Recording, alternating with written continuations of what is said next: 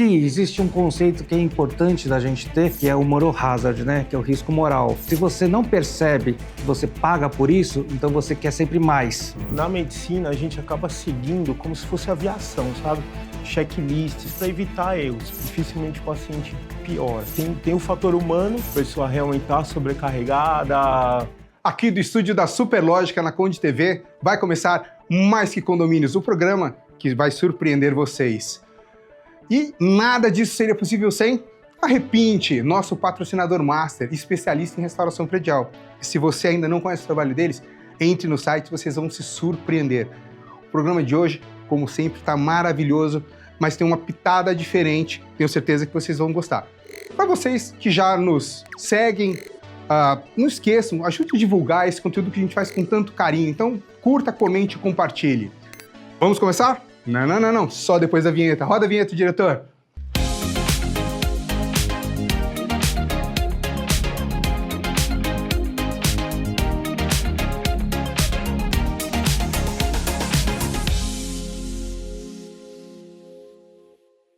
Bom, vamos começar então sem suspense. Demetrios, Rogério, é um prazer estar aqui com vocês. E vamos começar, que o programa hoje está maravilhoso. Temos aqui o Dr. Renato Lima, muito obrigado por ter aceito o convite. Obrigado a vocês, a gentileza do convite. E temos aqui o Dr. Mariano. Dr. Mariano, é um prazer tê-lo aqui. Obrigado a todos. Vou começar aqui com o Dr. Renato Lima. Peço licença para não chamá-los de doutor, vou chamar de Renato e de Mariano. São médicos, obviamente. Gostaria que você se apresentasse para quem está nos assistindo. Quem é o Dr. Renato Lima? Bom, boa tarde a todos. Meu nome é Renato Lima Rosinovich. Fiz medicina na Santa Casa de São Paulo, formei em 97. Depois fiz cirurgia geral na mesma instituição e complementei minha formação em cirurgia oncológica na C. Camargo. Hoje eu atuo mais na parte de cirurgia oncológica, principalmente aparelho digestivo, ginecologia, tumores cutâneos e tumores de partes moles, né? E a gente trabalha também mais a parte de prevenção, que é o principal nessa área. Como o Dr. Mariano vai explicar, é muito melhor você prevenir do que você tratar os gastos e em termos de cura, o potencial de você diagnosticar um tumor mais cedo, conseguir curar, o impacto disso não só em termos de sobrevida, mas também impacto econômico. Doutor Mariano, queria que você se apresentasse. Eu vou só dar um pequeno spoiler. Mentira, se apresente, por favor. Boa tarde, meu nome é Mariano Schroma.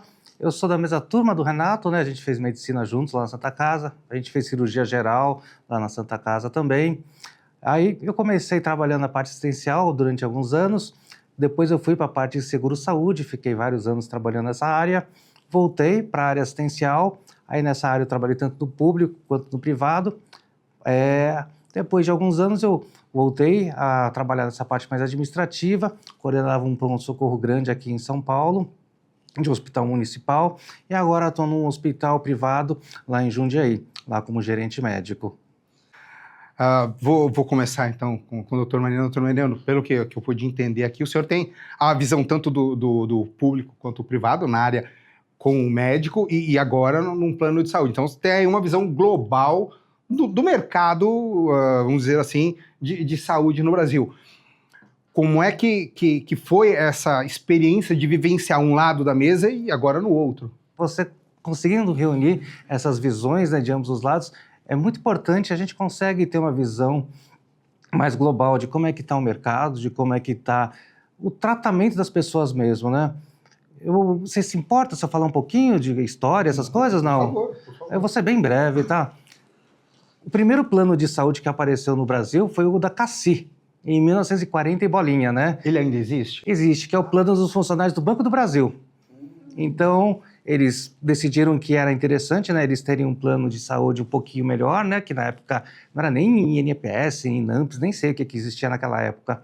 E aí, depois disso, outras grandes empresas, né, que tinham, principalmente empresas públicas, né, Caixa Econômica, Petrobras, todo esse pessoal, aí acabou fazendo seu próprio plano de saúde. E aí acabaram fomentando, né, esse mercado, até que em 1988, né, com a criação do SUS, que é da parte, né, mais pública, né, que é um grande marco, né, na história do Brasil, nessa parte de medicina.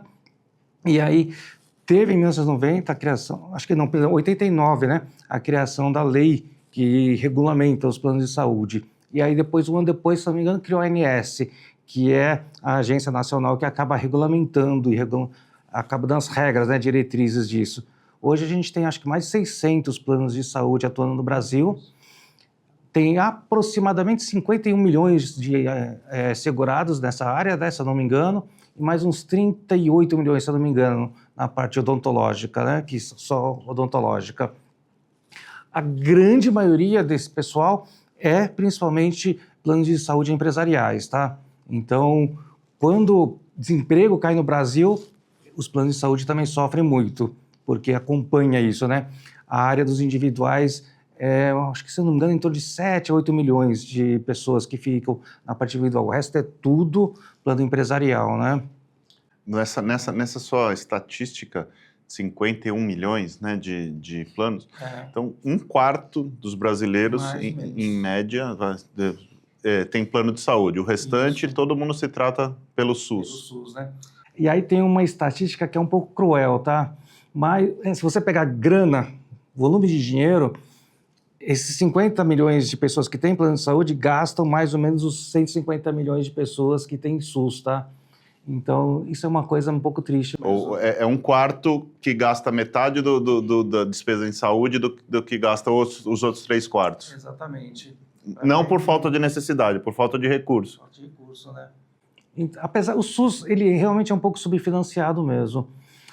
Não é tão ruim quanto o pessoal acaba alardeando. Se você pegar números de PIB, né, por pessoa, não é um valor tão baixo assim o SUS. Mas sim, 3 vezes a diferença, né? Então é difícil mesmo isso, né? É muito melhor do que não ter, né? Porque, assim, a gente vê muitos países que não têm, a gente até tem relatos disso, né? Isso. Mas não é suficiente, né? Mas a diferença é grande, né? Ainda pegando pelo lado do SUS, durante todos esses anos, se percebe uma evolução no SUS em relação ao atendimento? Como é que está isso daí? Porque até durante a pandemia, a gente viu assim que o SUS foi fundamental, né, para todos os brasileiros, né?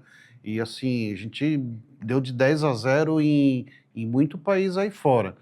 Mas, assim, no dia a dia, hoje, né, como é que está esse atendimento do SUS? Nossa, como progrediu muito, né? Desde que começou, o Renato sabe, né? O Renato também sempre trabalhou nessa parte pública, né, junto comigo, ele sabe como é que isso é. Então, progrediu muito. Mas o que, puxa vida, o que faz o país são os seus habitantes, né?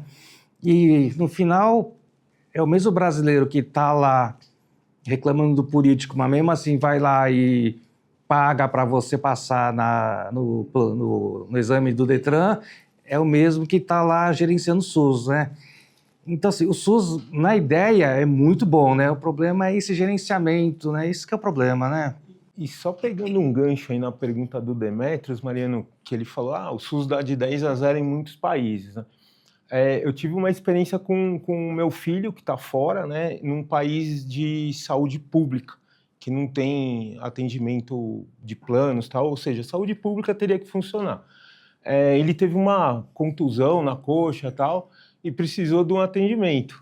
Só que lá ele tem que ligar e falar, e é uma enfermeira que dá o atendimento inicial, né? E ela falou, cara, isso aí não é nada, cara. É pra você ficar em casa por gelo e não encher o saco. E se fosse aqui, que ele teve aquele sinal da pedrada, acho que teve alguma ruptura muscular, estiramento, exato. Acho que se fosse aqui, o cara ia ter um atendimento, ia passar num médico, né? Lá eles fazem uma... Como que você vê isso? O que você acha? Até em termos de custo, né? Porque aqui é o que você falou, no privado, se é um caso desse, de estiramento, ressonância, não sei o quê, muitas vezes não vai precisar disso para você tratar o paciente. Como que você vê? Isso, puxa vida, isso é uma coisa muito difícil, né? Da gente sensibilizar as pessoas, né? Eventualmente, você só com o exame clínico, você já vê que não precisa, ou você pede só um raio-x só para ver se não teve mais nada, né? Mas aí que tá, né? aqui existe um conceito que é importante da gente ter, que é o moral hazard, né? Que é o risco moral. Que é aquela coisa, se você não percebe que você paga por isso, então você quer sempre mais, né? Então, no plano de saúde, no SUS, tem esse risco, né? Então, pô, você, sei lá, levou seu filho lá, tá com uma tosse. Aí você fala, puta, não, faz uma tomografia do corpo inteiro para ver se não tem nada, né? Você quer ver isso pro teu filho, porque você não percebe que você tá pagando por isso, né? Tudo bem, você tá pagando por isso, ou na sua mensalidade, ou nos seus impostos, né, que vão pro SUS, né? Mas assim, não sai do seu bolso direto, então a gente não percebe, né, isso. Então a gente sempre demanda mais, né? Então esse é um grande dilema, né, na área da saúde, isso né? eu acho que é um grande problema do brasileiro em si. Nós passamos muito isso em condomínio, porque diversas vezes a gente tem problemas em condomínio de cunho particular das unidades, e a unidade quer que o condomínio pague pela despesa. Como se aquele dinheiro do condomínio não fosse dinheiro da pessoa também. É como se o dinheiro brotasse numa árvore e a gente colher. É a mesma questão dos impostos ou do plano de saúde, né? Eu queria falar com vocês assim, imagino que vocês, pelo que vocês estão falando, vocês atenderam em primeiros socorros também, em pronto-socorro e tal, né? E eu falo do brasileiro porque eu estou no Brasil, não sei como isso funciona fora do Brasil, mas eu vejo o mau uso também do primeiros socorros no Brasil, né? Eu queria que vocês falassem, porque assim, como você disse, a criança está com tosse faz uma semana, aí está com febre, está com isso, está com aquilo, aí a mãe resolve no 7º dia que ela vai levar a criança no pronto-socorro. O pronto-socorro não é feito para isso, né? O pronto-socorro é feito para uma emergência, né? Ela podia ter marcado uma consulta e levado a criança e tal. Queria que vocês falassem um pouco sobre esse mau uso também. Eu acho que o plano de saúde é campeão em mau uso, né? Nessas questões, e imagino que o Rede Pública também, né? Rogério, é exatamente isso. Tem paciente que está com dor abdominal de fraca intensidade há 45 dias. Aí ele vai no pronto-socorro no 50º dia para ver essa dor abdominal. Poderia ter marcado no ambulatório, num outro esquema de atendimento, né? Não vai onerar o pronto-socorro, sobrecarregar o pronto-socorro. Vai tirar a chance de alguém que realmente está precisando ser atendido, né? Vai depender de tempo do profissional, da equipe de atendimento, e às vezes quem está precisando mesmo fica na fila, né, Marino? Pois é, né? Essa parte realmente acaba sobrecarregando, porque as pessoas, elas meio que... mas é verdade, o pessoal não tem noção mesmo, né, de como usar os serviços de saúde, né? Ou o posto, ou o ambulatório. Parece que é falta de cultura mesmo, parece que é falta de orientação, na verdade, né? Falta de cultura é uma palavra muito forte, né? Falta de orientação de quando usar e como usar, né? E aí meio que, tá lá disponível, foi o que você falou. Para o seu filho não está disponível, ele não pode chegar lá e simplesmente ir no pronto-socorro. E a gente tem essa sensação de que está lá disponível e que tem que ser feito. E aí a gente vai, né? É muito louco isso. E com isso sobe o preço do plano de seguro de saúde, porque muita gente está usando de forma equivocada, usando muito a mais do que era necessário, logo o custo para o plano de saúde é muito mais alto, ele tem que aumentar o valor. E do público, você tem menos opção possibilidade de atendimento de quem realmente necessita. Exato, você tira recurso de quem precisa, né?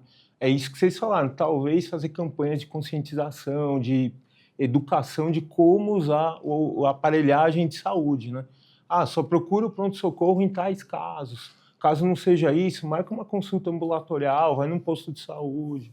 Como é que você vê hoje a saúde no Brasil em relação na época que você iniciou, que você estava cursando a faculdade? O que você sente que mudou? A saúde no Brasil é engraçado pelo seguinte, ela tem o melhor, existem hospitais, existem centros de referência que são melhores do mundo, né? Tem gente que faz turismo de saúde, ou seja, vem de outros países para tratar aqui. A gente tem uma excelência muito boa, mas também, infelizmente, também oferece o pior, né? Sistemas que realmente não têm, às vezes, recursos que precisam, e o paciente sofre com isso, né? Da minha época para cá, o que eu vejo mais, né, Mariana, a gente foi colega de turma, amigo, colega de residência. Na residência eu via mais o Mariano que a minha mulher, cara. A gente, e era uma época, né, Mariano, que a gente não tinha pós-plantão, né? Não, a gente sofria junto, feliz, né? Cara, área 1, a gente dava plantão sábado, segunda, ambulatório 24 horas inteiro, se emendava. Era punk, mas tinha muita história pra contar. Vocês têm alguma história para contar aí pra gente? Tem uma história legal lá do Jaça, né? Lembra aquele... Foi assim, é até triste, né? Mas, pô, é emocionante. Aquele cara que tomou o tiro lá, que veio com um tiro no peito, a gente teve que abrir o cara no meio do pronto-socorro lá. Fazer uma toracotomia de reanimação, né? Aí eu lembro, não sei se foi você ou eu, a gente enfiou o dedo no coração, no furo que tinha lá do coração do cara, massageamos. Assim, eu acho que se a gente tivesse sangue ali, a gente salvava ele. Mas isso é muito louco. Aí, enquanto um punha o dedo no furo, o outro ia lá, suturava. Então, era mó guerra. Mas era legal. Vocês não tinham sangue para infundir, para reanimar? Lá acho que tinha poucas bolsas, né? Lá não tinha muitas bolsas de reserva. E, pô, o cara tomou um tiro no coração, né? O cara precisava de litros e tinha litros. perdido muito sangue, né? Se eu não me engano, a partir do momento que perde 20% do sangue do organismo, começa a entrar em colapso, né? Tá grande já. Exato. Um assunto que eu queria trazer é que, assim, o ambiente hospitalar, seja no hospital público ou privado, é sempre um ambiente de caos. Então, primeiro, quem está lá com um familiar, um ente querido, está lá preocupado se vai sobreviver, se não vai sobreviver. E muitas vezes, do outro lado, a gente tem seres humanos que podem errar, a gente tem seres humanos que podem estar sobrecarregados com o trabalho, né? E aí, às vezes, podem estar sofrendo de falta até de material para trabalhar, ou equipamentos, né? E assim, eu já tive situações assim, tanto no público como no privado, de assim, ter um ente querido muito bem atendido num hospital público, de ter sido feito todos os exames, ter sido feito tudo possível, né? Assim como eu já tive casos de entes queridos que um dia me deu uns 5 minutos assim, eu falei, eu vou no hospital ver como que tá. E chego lá, né, a pessoa estava no quarto, estava com um aspecto assim do rosto meio estranho, estava com o rosto amarelado, veio o enfermeiro, mediu pressão dela, tudo, e aí eu falei, olha, ela não está bem. Não, tá sim, a gente já fez isso, já medicou, não sei o quê. Eu falei, faz uma gentileza, chama a médica responsável, eu quero que ela dê uma avaliada, ela não está bem. Insistiu, aí eu insisti em chamar a médica veio. Essa parente teve, ela tinha ido para o hospital com AVC, quadro de AVC, já era uma pessoa já de idade já, e no quarto ela teve outros AVCs, né? Então assim, você está lá no ambiente, no hospital particular, com o enfermeiro indo no quarto toda hora, com um médico ali fazendo, né, o controle de tudo, e o seu ente querido tendo um AVC dentro do quarto e ninguém percebendo, né? Então, assim, mas assim, a intenção não é nem falar em relação, assim, o lado ruim, né? O lado bom, que a gente sabe que é um ambiente, né? É uma batalha diária dentro do ambiente hospitalar, né? Então, queria que vocês passassem um pouco essa vivência desse ambiente. Ok, primeiro, Demetrios, para evitar esses desfechos ruins, né, essas evoluções não satisfatórias, na maioria das vezes na medicina a gente acaba seguindo como se fosse aviação, sabe? Checklists, protocolos, justamente para evitar erros. Se você faz aquele passo a passo, dificilmente o avião cai, dificilmente o paciente piora. Mas é o que você falou, tem o fator humano, às vezes a pessoa realmente está sobrecarregada, atendeu 200 antes ou está vindo de um outro plantão e deixou, infelizmente, passar alguma coisa despercebida, né? E, por outro lado, o que eu tenho sentido, né, não sei tua opinião, Mariano, às vezes a gente vê que talvez pudesse o CRM ou algum conselho de classe começar a fiscalizar mesmo a formação. A gente vê que está formando muitos médicos, né? E a gente não sabe como que está sendo essa formação, se está sendo adequada ou não. Não sei se... Esse é um debate importante, né, em relação à formação dos médicos atuais. Vocês não pegaram a época de quando a OAB instituiu, né, o exame de advogado, né, que foi justamente por isso, né. Meu pai era dessa época, ele se formou advogado, e aí nessa época começaram a ter os exames de OAB, porque eu tinha muita faculdade, né, de direito e não era fiscalizado, e a qualidade dos advogados era ruim, e aí por isso que instituíram o exame da ordem. Aí esse é um negócio que eu acho que vai acabar progredindo para algo assim mesmo. Mariano, né? eu vou jogar aqui uma bomba para vocês. Peço desculpas, mas fiz uma pesquisa antes de convidar vocês, obviamente, a gente sempre se prepara para a pauta.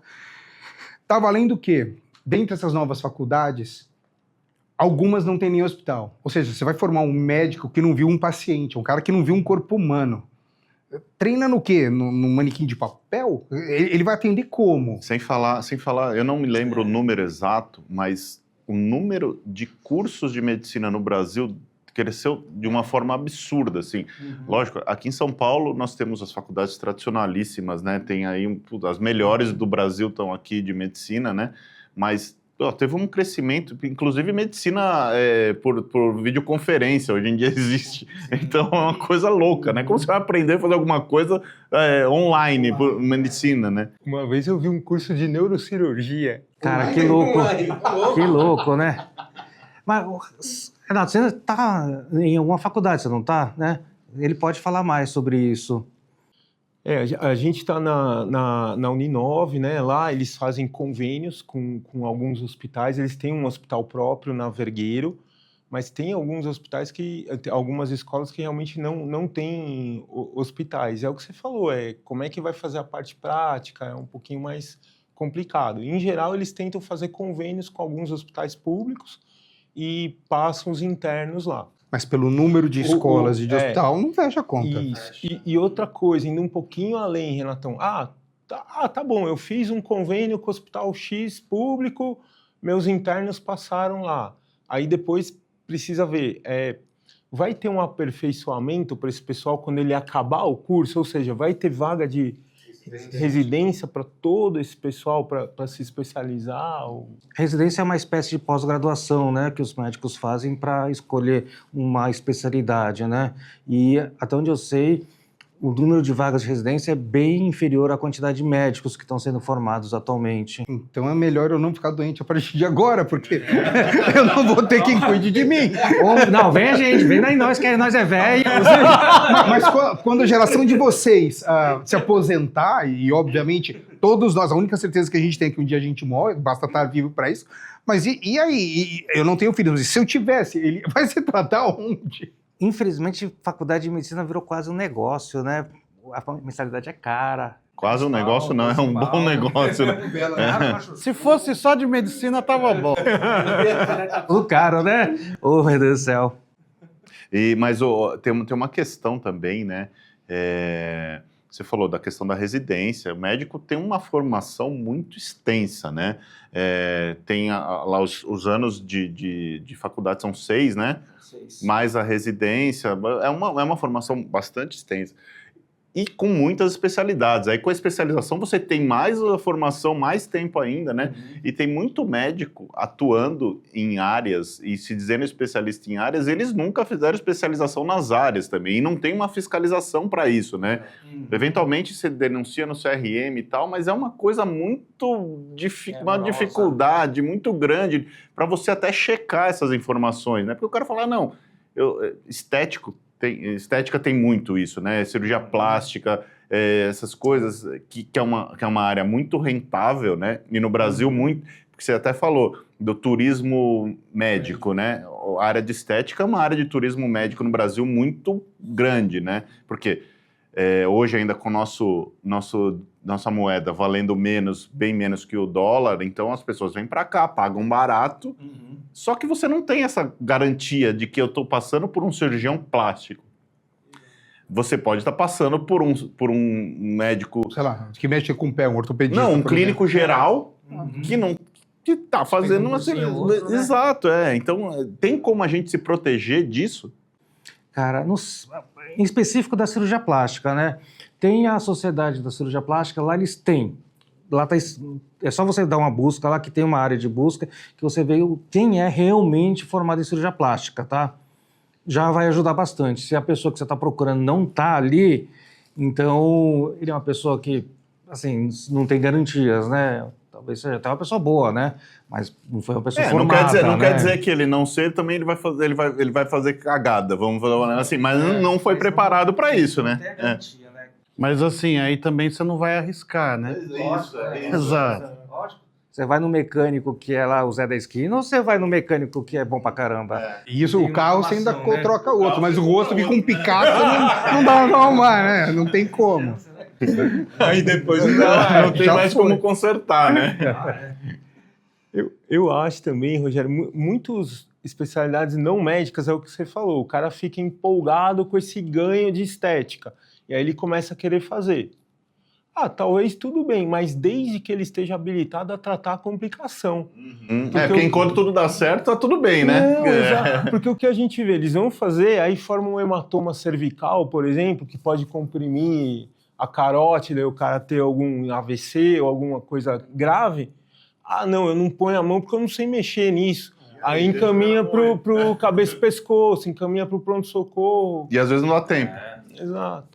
E quantos casos a gente já teve, né, de procedimento estético que a pessoa veio a óbito, né? Então, assim, é muito complicado, né? Primeiro você julgar quem buscou esse tratamento estético, né? Mas, assim, o cara que tá, o profissional que tá oferecendo esse serviço e ganhando um bom dinheiro para isso, né?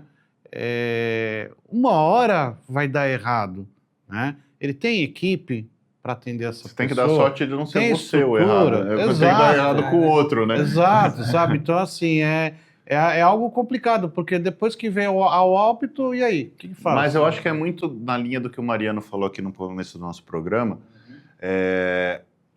Nós vivemos num país pobre, né? Então, assim, o que você falou, 75% da população consome 50% dos recursos de saúde e os outros 25% consomem os outros 50%. Então, às vezes, o cara vai por falta de opção. Ele quer fazer ele precisa fazer um procedimento, seja lá o que for, ele vai numa pessoa habilitada, experiente, capacitada para isso, cobra 20. Ele vai numa pessoa X que fez um cursinho online, a pessoa cobra 5. Fala, porra, 5 eu consigo pagar, né? E aí ele vai e faz. Às vezes ele nem sabe o risco que ele está correndo, ele nem consegue investigar aquilo. Porque, cara, o médico fala, não, é uma intervenção super simples, eu vou puxar aqui, vou fazer ali, vou te dar uma anestesia geral, em 2 horas você está acordado e vai para casa. A teoria é sempre maravilhosa, só que é o que você falou, ninguém pensa quando pode dar o problema. Voltando agora, vou voltar um pouquinho para plano de saúde. Isso que você falou é um negócio super importante para você ver preço em plano de saúde. Por que plano de saúde custa tão caro? Porque a pessoa que está usando o negócio, ela não sabe o valor que aquilo tem. Você sabe qual que é o valor de uma tomografia? Você sabe qual é o valor da saúde? Não sabe. Você não sabe. Mesmo a gente, é difícil a gente precificar isso. Quem precifica isso é só quem está muito ligado nessa parte de custo, né?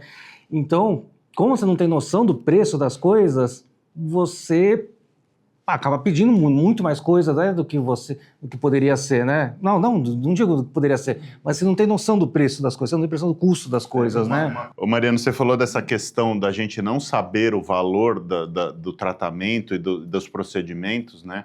A minha esposa, ela sofre de enxaqueca. Hoje ela está com a enxaqueca mais controlada, mas teve um período que a gente ia todo mês pro pronto-socorro para ela ser atendida, porque ela tinha crises fortíssimas, né? E eu sempre tive a curiosidade, porque eles emitem lá um protocolo, um prontuário, né? Com os valores de tudo que foi feito, né? Ela gastava, por vez que ela ia no pronto-socorro, mais do que ela pagava de plano de saúde por mês. era assim, cada atendimento era tipo 5, 6 mil reais de tempo de... Isso nem contava o tempo do médico, mas era os exames que ela fazia, tomografia, os medicamentos que ela tomava, era 5, 6 mil reais por vez. Então eu olhava aquilo e falava, cara, imagina se toda vez que ela tivesse essa crise, ela tivesse que vir aqui pagar. E o plano paga. Provavelmente não paga aquele valor que está ali, mas o valor de balcão, vamos dizer assim, é aquilo lá, né?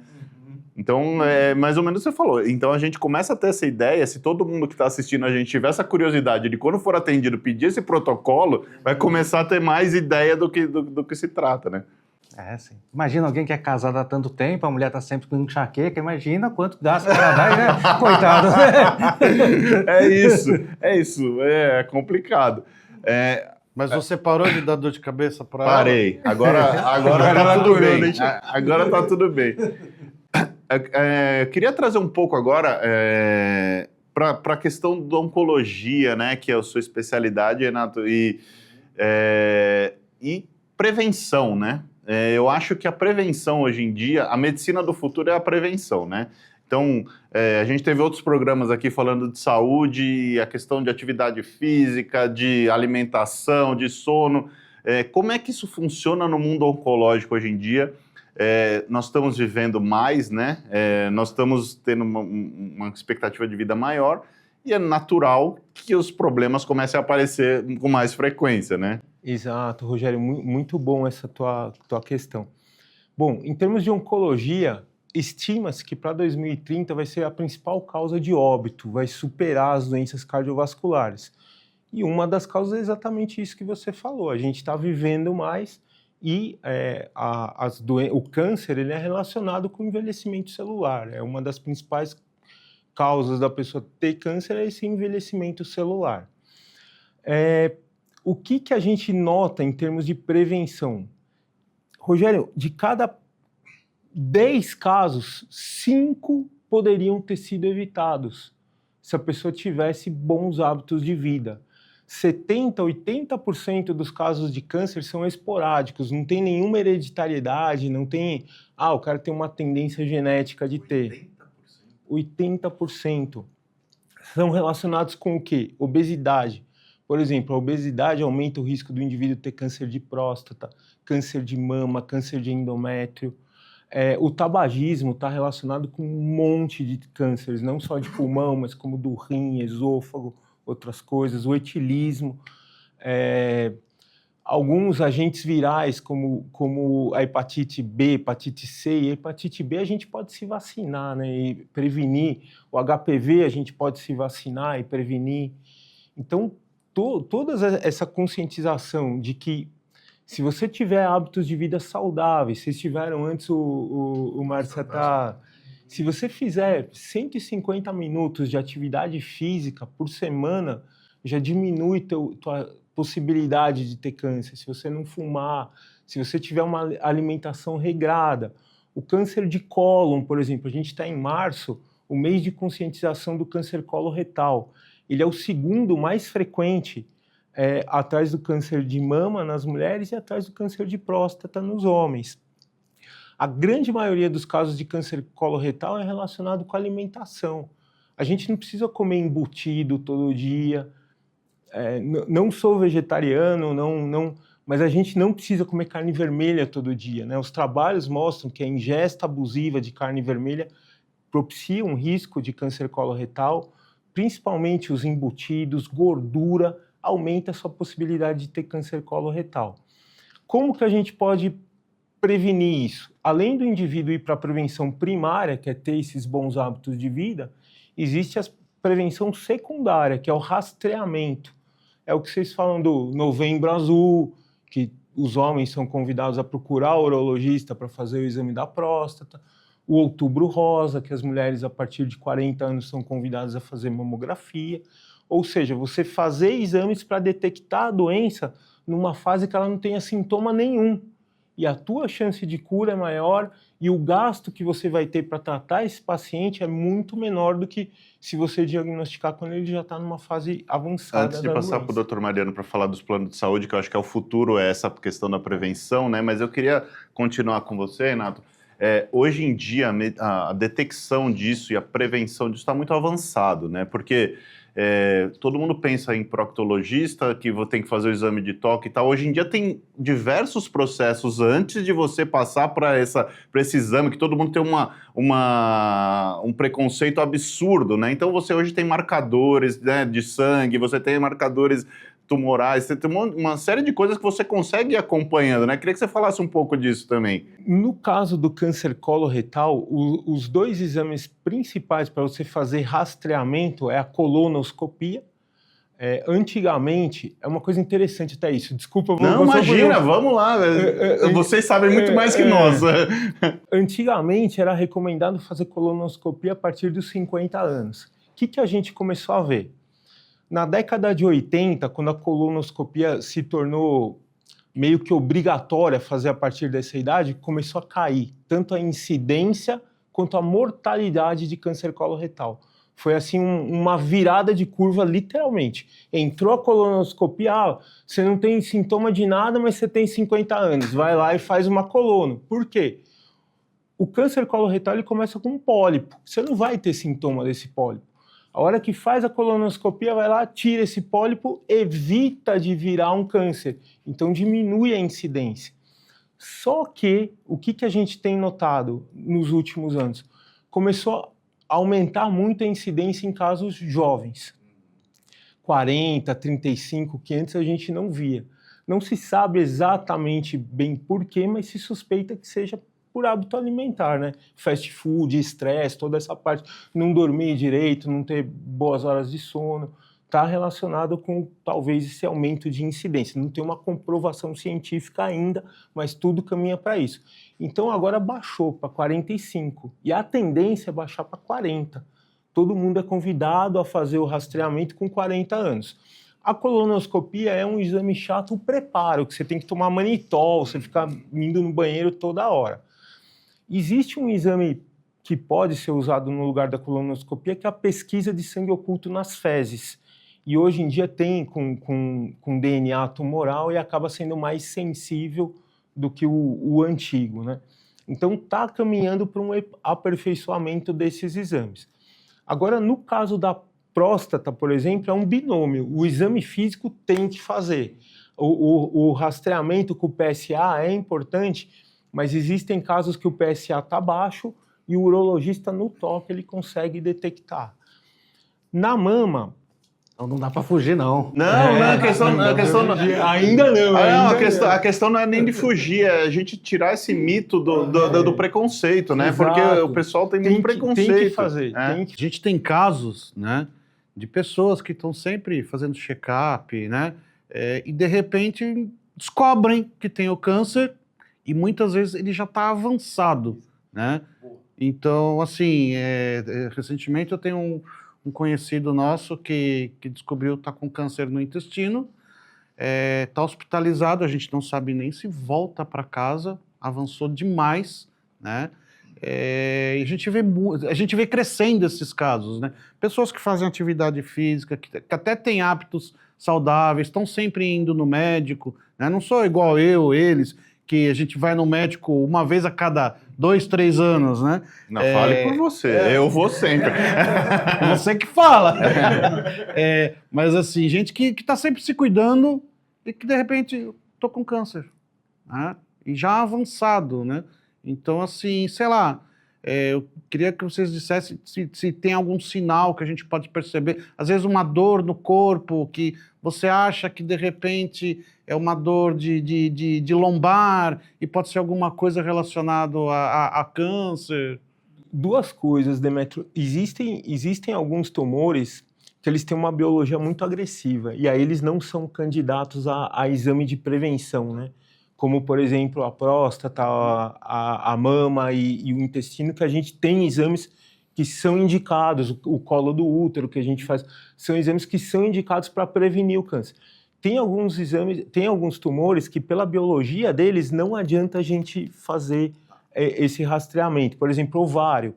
Tem caso que a mulher fez um ultrassom, não deu nada no ovário e depois de 2 meses já estava espalhado, é pelo comportamento de biologia do tumor mesmo. Ele é um tumor mais agressivo, que tem uma velocidade de dobra tumoral muito rápida, né? E aí o rastreamento não é uma boa.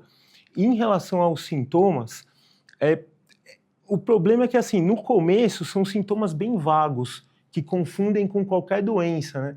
Então é muito comum a gente que acaba sendo o final da linha, né? O paciente procurou o ortopedista que estava com dor lombar, aí tomou anti-inflamatório, até que essa dor não melhorou, fez uma tomografia, era um tumor no pâncreas, por exemplo. E aí fez o diagnóstico. O mais importante é assim, se você tiver uma perda de peso inexplicável, eu não estou fazendo dieta, eu não estou comendo menos, se você está perdendo peso de uma maneira não intencional, liga uma bandeira amarela, procura um médico para investigar. Se você tem uma dor que não está melhorando com analgésico, você procurou o médico, ele falou, não, essa dor abdominal aí é gases, toma um Luftal, uma dipirona, se você vê que em uma semana não melhorou, aí vale a pena você fazer uma investigação. Ou seja, se você tiver uma persistência do teu sintoma, procura um especialista para investigar melhor. Mas no começo é muito vago, confunde com um monte de coisas. Sim. Mariano, como que os planos de saúde, que é a sua vida hoje, né, estão tratando essa questão da medicina preventiva em vez da medicina corretiva, vamos dizer assim? Só complementando o que você falou, né, mas talvez num médio, longo prazo, uma pesquisa genética, alguma coisa assim, consiga, né, detectar isso aí. Mas assim, é o que o Renato falou, tem muitos tumores que não pega mesmo, né, nos exames normais. Quem sabe, né, daqui, sei lá, 10, 20 anos, né, a gente consiga ter testes genéticos que você consiga detectar isso em você, né? Você sabe que você vai ter mais propensão a isso, aí você sempre fica de olho, né? Talvez, tá? Está caminhando para isso. Tá. Muita terapia, de quimioterapia, né, de medicação, tá indo para essa vibe mesmo, né? Mas assim, ainda já tem bastante coisa, mas... É uma promessa para o futuro. É para o futuro isso, né? Aí, voltando então para o Rogério, hoje em dia, todos os planos, eles têm a consciência de que tem que investir em prevenção, tá?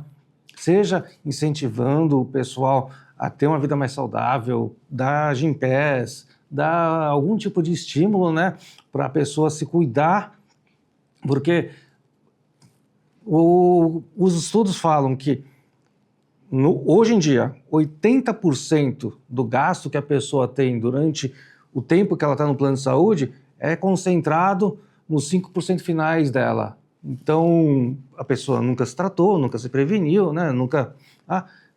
Chega e descobre que ou infarta, né? Sei lá, ou tem um câncer, né? E aí, nessa fase final, gasta doidado, né? Então, se tivesse essa noção de prevenir, de emagrecer, né? De fazer atividade física ou fazer os exames preventivos, né? Com certeza iria conseguir, né? A detectar isso logo, prevenir isso e não ia ter esse gasto, né? Não adianta dar o Gympass, tem que controlar que vai também, né? Porque senão é igual pagar academia e não ir, né? Eu tenho academia há 2 anos já. Agora, eu não... Agora, você pergunta se eu vou. Vou fazer uma pergunta. E, assim, dos planos de saúde, começamos a ter aí os participativos, né? Que a pessoa paga uma parte. É uma possível solução para manter uma saúde financeira dos planos e não acabarem? É paliativo, tá? Isso ajuda um pouquinho, mas não é isso que vai fazer uma virada de chave, né?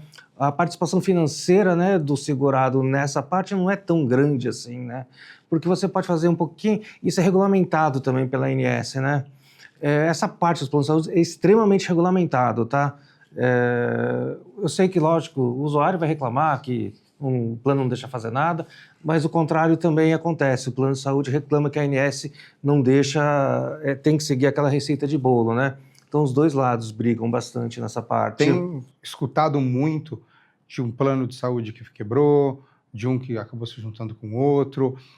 Existe aí um possível cenário onde realmente não tenha mais plano de saúde ou não? Você entende que é algo sustentável e que vai ter como continuar?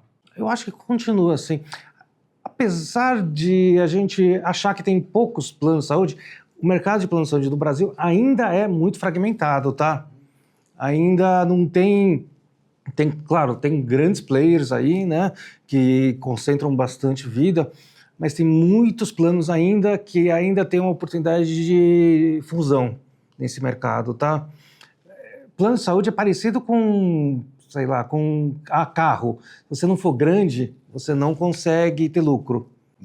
Então Você ganha no volume. Então é arriscado eu que estou entrando agora num plano de saúde pegar um pequeno. Pode ser que ele não dure. Pode ser que não. Tem as regras, né, de aquisição, mas putz, até aí é uma dor de cabeça, né? Se o plano quebrar, nossa senhora, aí não vale a pena. E aí ainda na questão do plano de saúde, a gente tem muitos casos, né, que a pessoa tem um plano, tem um procedimento para fazer, né, no plano de saúde e tem esse procedimento negado, né? Eu já tive um procedimento negado, né? E em 2007 eu passei por um procedimento de ablação, por cateterismo, e aí eu lembro que na época o cardiologista disse que era um custo médio aí de R$18 mil só o equipamento para fazer o cateterismo, né? Não é nem o procedimento em si. Né? Então, assim, a gente sabe que o custo, né, de um procedimento desses, por mais simples que seja, é alto. E aí foi negado, né? Eu entrei em contato com o plano de saúde, fizeram uma junta médica para decidir, aí acabaram liberando o procedimento, né? Então, queria que vocês falassem um pouco em relação a esse tipo de situação, né? Como que a pessoa consegue resolver para poder fazer o procedimento? E qual é a orientação do autoriza ou nega, né? Porque ninguém entende isso, né? Eu não imagino que chega lá um pedido e o cara fala, não, isso aqui, puta, não gostei do sobrenome dele, vou negar. Tem uma base, tá? A ANS, né, quando foi criada, ela criou uma lista, tá, de procedimentos que chama Rol de Procedimentos. Essa lista é uma lista básica em que todos os procedimentos que têm cobertura estão ali. Isso é obrigatório, qualquer plano de saúde seguir, tá? Teve uma discussão muito grande nos últimos anos se essa lista seria definitiva ou apenas exemplificativa, tá? Essa foi uma discussão muito grande, jurídica, que teve. Se eu não me engano, o STF, no ano passado, acabou decidindo que seria exemplificativa. Então, tendo a indicação médica, a comprovação científica de que tal procedimento, exame, medicamento, né, é válido, e comprovando que não tem algum outro procedimento que já tem cobertura atualmente, né, possa fazer, suprir aquela doença, aí então seria para a pessoa teria direito, né, a esse procedimento, tratamento, etc., né? Mas essa é uma discussão muito grande mesmo, que teve alguns anos atrás. Ainda está bem quente no meio jurídico isso aí, tá? Eu imagino que uma cirurgia oncológica é uma coisa demorada e é uma coisa com valor alto, uma coisa cara. Eu sei que você já trabalhou no público, sei que você trabalha hoje também no privado. Como funciona, o que você tem visto nos seus pacientes quando você é contratado para fazer uma cirurgia dessa? É tranquilo eles aprovarem? É mais difícil? Às vezes tem demorado. Eles não autorizam por causa de um material que você pede, aí fala, não, esse material não vou autorizar. Você tem que comprovar que esse material é necessário para o procedimento. E às vezes, vou dar um exemplo, existe uma pinça que você consegue selar um vaso e cortar. E você acaba ganhando tempo com isso, né? Você ganha tempo, não que o cirurgião vai embora mais rápido, mas pressa, né? Não é isso. Para o paciente, ele recupera mais rápido, é menos anestesia, que nem o anestesista fala, né? Anestesia não é vitamina, né? Quanto menos anestesia, melhor. Então você acaba ganhando no tempo, só que ela é uma pinça um pouquinho mais cara. E você reduz, às vezes, o tempo cirúrgico em 2 horas, e o paciente mobiliza depois no pós-operatório mais rápido, vai embora mais rápido. No SUS, às vezes, você tem dificuldade de ter esses materiais, né? Então, acaba sendo mais old school mesmo, no fio, na ligadura. Então, mas colocando na balança, né? Às vezes, quer dizer, o custo dessa pinça e Não. E o custo O tempo a mais que ele de ia ficar no 2 quarto. horas a mais de ficar na mesa de cirurgia. Não compensa para eles? Tem uma câmara técnica do Ministério da Saúde, que é a Conitec, se eu não me engano. A Conitec é comissão, não sei o quê, de avaliação de tecnologias, tá? Ela que é responsável por autorizar a inclusão de novos materiais. Mas, assim, tem bastante coisa técnica lá, lógico que tem, mas tem muita coisa política, né, lá, né? Então, não é um órgão totalmente técnico, né? E às vezes os caras barram porque a gente vê que às vezes tem abuso também, né, mano? O colega vai fazer uma hérnia umbilical, aí ele pede negócio da NASA para operar o paciente, aí não dá, né? É um negócio simples. Nós passamos por um momento na humanidade que todo mundo produz conteúdo hoje em dia, né? Então, e cada um acredita no que lhe é mais conveniente, né? Então, tem muita fake news de medicina, né? Antes, a gente pega a cobertura... Você falou em vacina contra o HPV, contra a hepatite e tal. Antes, era uma questão... Não tinha opção, né? Saía a vacina, o brasileiro tem essa cultura vacinal, né? Até porque a questão do SUS é uma questão que ele fala, pô, eu tomo vacina de graça para não ficar doente, tem toda essa questão. E aí veio uma campanha antivacinal, principalmente na época da pandemia, porque não foi testado. Como que vocês lidam com isso, estando na linha de frente, tendo estudado tudo o que estudaram e vendo os benefícios que as vacinas já trouxeram para a humanidade e terem que enfrentar essas questões que a tia do Zap acha que não tem que tomar vacina porque vai nascer pelo na orelha dela. Então, como que é isso para vocês? Eu fico indignado, imagino que E vocês... só completando, tinham doenças que não existiam mais Erradicadas. erradicadas e voltaram porque o pessoal não está tomando vacina.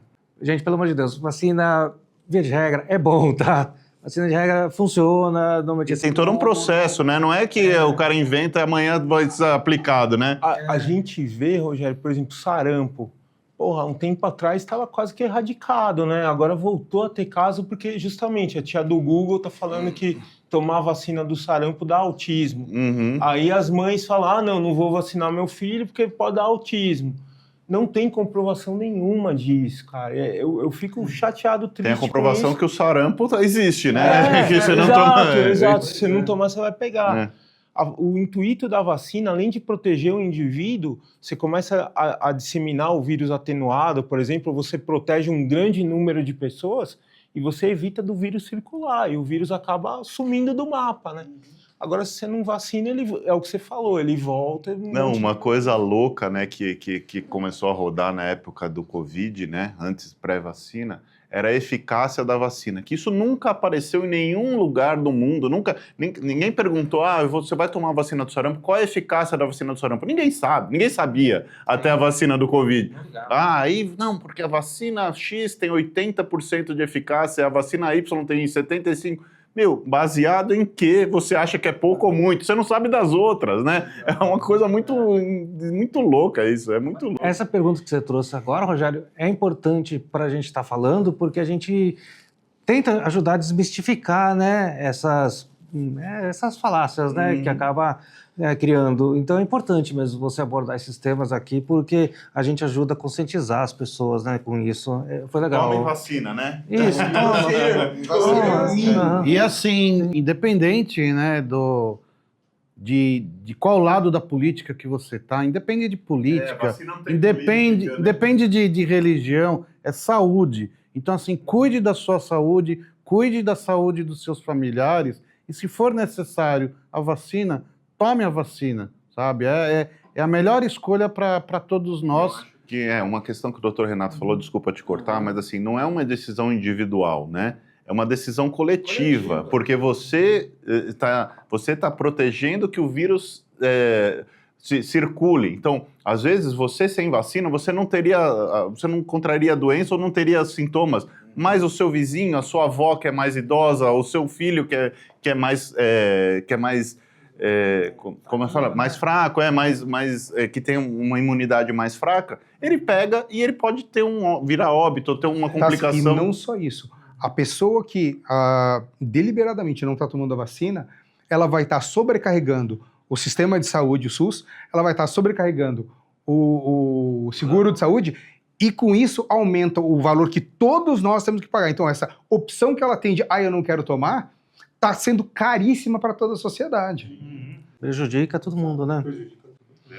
Gente, infelizmente, o programa tá indo maravilhosamente bem, mas o nosso tempo acabou.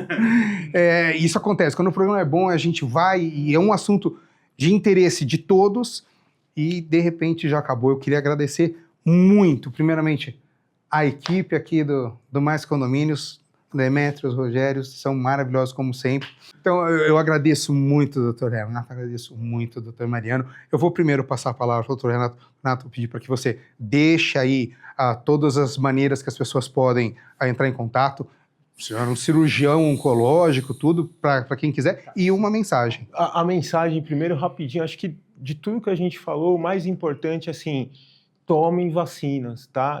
É criminoso essas pessoas que divulgam fatos fake e evitam que as pessoas se vacinem. Como o Rogério falou, eu posso pegar o vírus, por exemplo, qualquer vírus, e não ter a doença, mas eu posso passar para minha mãe, para algum familiar e ela morrer por causa disso. Então é um criminoso o cara que não está se vacinando e que está divulgando fake news. Em relação à minha parte de cirurgia oncológica, prevenção. Pessoal, andar, faz caminhada, 150 minutos por semana, dá para você fazer isso. Desce antes, se você for de transporte público, ou para teu carro um dia por semana, 2, começa a andar, fazer atividade leve. Ninguém vai falar para você ser um triatleta do dia para a noite, mas começa devagarzinho. Alimentação, prefira verduras, legumes, aquele prato colorido, né, que vocês tiveram um nutricionista hoje também, que o nutricionista falou. O Renato começou a comer M&M. O colorido! E adotem os exames de rastreamento. Quando chegar a tua faixa etária de fazer o exame, vá lá e faça. E as mulheres, a partir da atividade sexual, Papa Nicolau, 40 anos de mamografia, etc., por aí vai. E em caso de sintomas, como o Demetrios falou, que não melhoram, sintomas que chamam a atenção, procura um especialista. Vai numa opinião médica, como vocês falaram, às vezes procura se essa pessoa tem um RQE, né, um registro de especialista, se é alguém habilitado para te atender. E quem quiser entrar em contato com a gente, eu vou passar meu Instagram, é Dr. Rozenovich, ROZENOWICZ. E mais uma vez, obrigado a vocês aí, foi bem legal. Obrigado mesmo. Doutor Mariano, por favor. Bom, obrigado a todos, né, pela oportunidade aqui. Eu não tenho muitos recados, eu preciso falar, tenho que dar um oi para minha esposa, Luciana, né, amo ela. Se eu não falar isso, ela vai me matar, né? Não volto para casa, né? Eu tenho que dar um oi também para meus colegas, a Fran, o Eli, o Rafa e o Luiz, senão eles vão me matar também quando eu chegar lá no trabalho, né? Falar que eu também amo todo mundo que eu passei nessa minha vida, né? A área da saúde é muito pequena, a gente acaba sempre se encontrando, né? Então, a gente forma umas parcerias muito legais que a gente sente muita saudade. Então, tem muitas pessoas que eu tenho muita saudade aqui que eu gostaria de revê-las. Eu não tenho muitos recados para isso, né, gente? Bom, quem quiser me contatar, manda algum e-mail, é mariano.shiroma, shiro@gmail.com. Gente, mais uma vez agradeço vocês. E para você, não se esqueça, curta, comente, compartilhe, nos ajude a divulgar tanta informação que a gente faz com muito carinho para vocês. Não se esqueçam, nosso programa Mais que Condomínios está toda quarta-feira às 9h30. Então, até quarta.